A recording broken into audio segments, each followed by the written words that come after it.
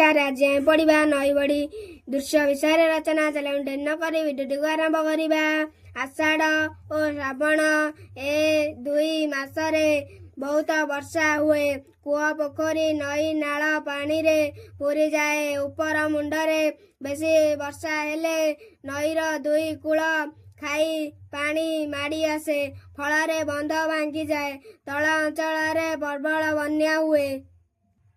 एई नई बड़ी रे काठी कुटा गछ पत्र बाउंश जीवजंतु भासी आसी बिल बाड़ी रे पानी रे भासे। बिल मानकरे पानी माड़ी जाई जलमग्न हुए।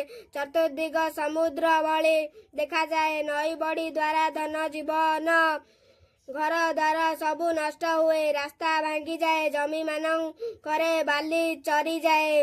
लोक माने बहुत कष्ट पाती। ओडिशा रे महानदी ब्राह्मणी बैतरणी बुढ़ा बलंग ओ ऋषिकुल्या प्रभृति रे बड़ी हुए। बड़ी दाउरू रक्षा पाइबा पाई सरकार एही नदी मानकरे बंध पकाइछंती।